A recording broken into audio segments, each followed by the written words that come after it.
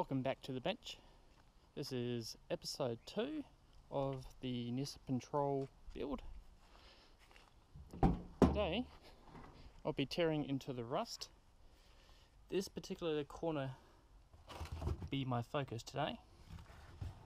As we get close, you can see the rust has penetrated and left me some nice holes to fix.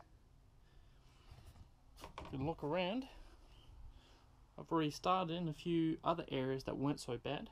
So all I did is strip that, clean it down, and treat it with some rust converter, and then primed it back over. But today, I'll be digging into that. Let's start stripping her down and see what we find.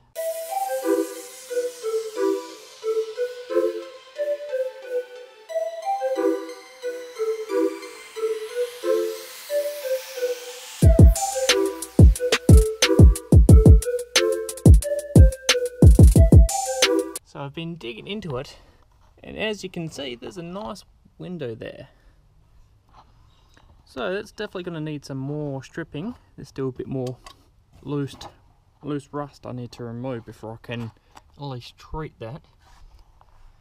But I think I'm going to be having to bend up some light gauge steel, actually weld in its place. That's alright. Kind of expected that was going to have to happen, but I'll just keep sanding it back and trip the paint and see where we end up. Done a bit of prep work underneath the car as well. As you can see, there's a nice hole where there shouldn't be. And under here we can see some old repairs I've done on the body in the past when yeah, it's got a bit of abuse and cracked a few spot welds, so not the prettiest thing, but it did the job at the time. I'm thinking I'm probably going to buff that down and make that a little bit nicer than what that is. I've gotten as far as spraying the rust converter onto it. So I cleaned it down, got all the loose rust, sanded all the paint down, and got it back down to bare metal and exposed all the damaged section. So I've just sprayed it on. I've just poured the rust converter into a little squirty bottle, just a $2 thing you can get from reject shop, and then I just sprayed just a light amount onto the affected areas. Couple surface spots along here that I thought I'll just touch up while I'm working in this area, and it asked to allow it 15 to 30 minutes to react, and all the rust should turn to a nice black once it's ready to go. And once it's had time to sit, it's just wiping off with a damp rag, and then using a another rag with a bit of methylated spirits to clean off, and finally one last rag that's just clean and wipe the surface before preparing it to paint. But obviously here I've got some cutting and some welding to do before I can get to the paint, but at least for now the rust converter should neutralize it and prevent it from getting any worse.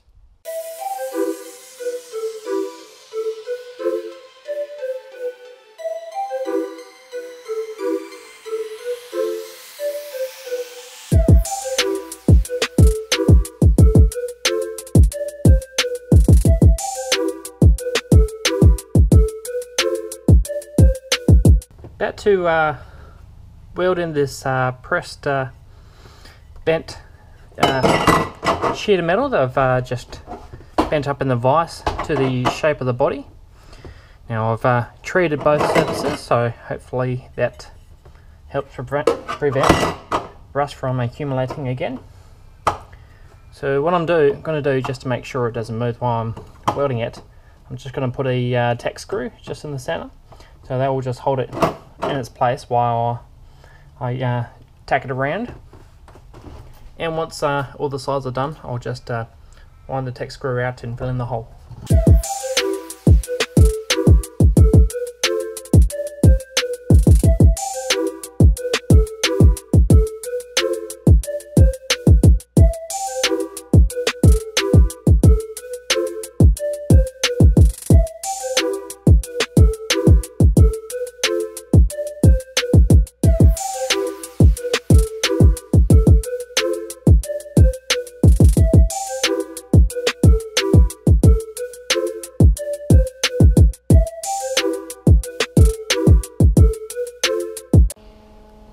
Okay, as you can see, I've now got some weld on this plate. Not the prettiest weld, but definitely enough weld on there to ensure it holds and doesn't fall off. Now I'm probably going to hit it with a flappy disc, clean it up a bit, and then go over it some seam sealer.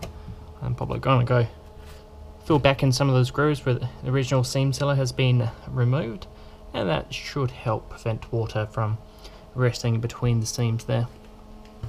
We'll go underneath and have a look of what I've done under here.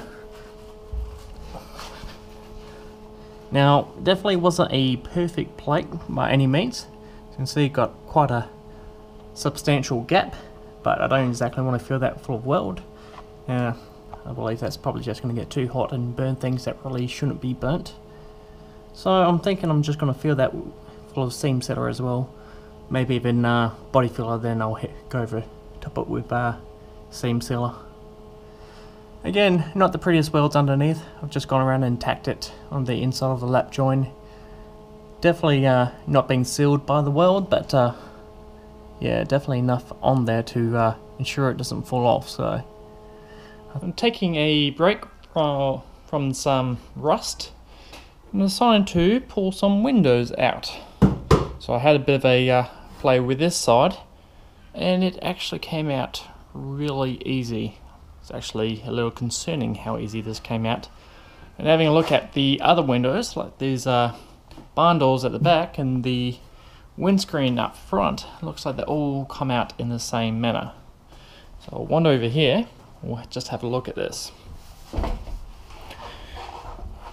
So the other one, all I had to do is actually fold back this rubber here.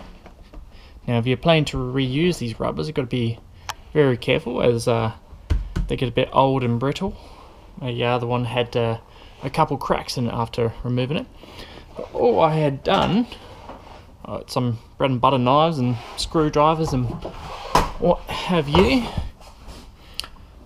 and I just fed them in underneath the lip.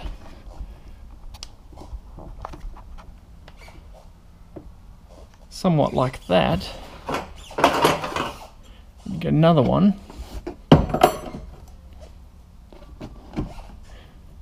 Feed it underneath next to it.